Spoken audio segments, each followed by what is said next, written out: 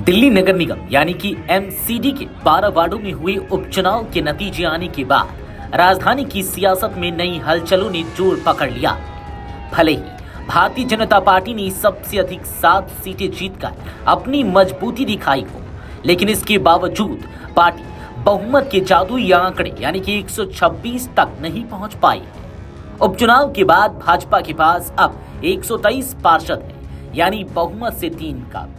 ऐसे में एमसीडी की सत्ता पर पकड़ बनाए रखने के लिए भाजपा को एक बार फिर से किसी अन्य दल के सहारे की जरूरत पड़ने वाली है।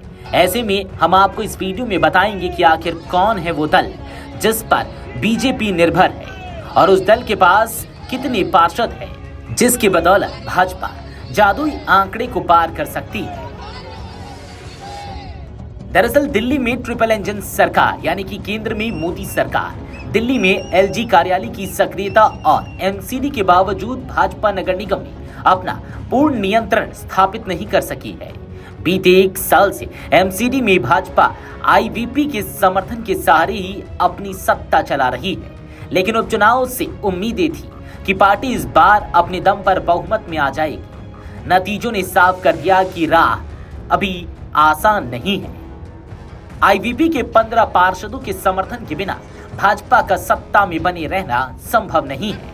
यह निर्भरता भविष्य में बजट, अस्थायी समिति के फैसलों और बड़े प्रशासनिक बदलावों पर भी असर डाल सकती है। राजनीतिक विशेषज्ञ मानते हैं कि एमसीडी की आगामी राजनीतिक दिशा काफी हद तक भाजपा आईवीपी संबंधों के संतुलन पर निर्भर करेगी। उपचुनाव में आम आदमी पार्टी ने 3 सीटों पर जीतकर अपना मौजूदा आधार बरकरार रखा है। पार्टी के पार्षदों की संख्या 96 से बढ़कर 99 हो गई है। इस 3 अतिरिक्त सीटों से आपको भले ही सत्ता समीकरण पर सीधा प्रभाव न मिला हो, लेकिन इससे यह संकेत जरूर गया है कि पार्टी की जमीनी पकड़ अब भी मजबूत है। कांग्रेस के लिए उपचुनाव की सबसे बड़ी उपलब्धि यह रही कि उसने 1 सीट जीतकर लंबे समय बाद निगम की राजनीति में हलचल पैदा की है। कांग्रेस के पार्षदों की संख्या अब 9 हो गई है, जो उसे चर्चाओं में वापस लाता है। आपको बता दें कि मटिया महल में शोएब इकबाल के समर्थित उम्मीदवार की जीत ने एमसीडी की राजनीति में नया रंग भर दिया है। आम आदमी पार्टी से बगावत के बाद उन्होंने अपनी नई राजनीतिक पहचान बनाकर यह दिखा दिया कि पुराना जनाधार अब भी उनके साथ है।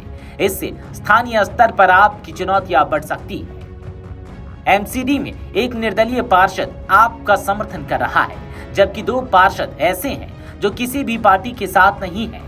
दोनों पहले आप में थे, लेकिन लगातार दल बदल और अनुशासनहीनता के कारण अब किसी भी राजनीतिक दल ने उन्हें अपनाने से इनकार कर दिया है।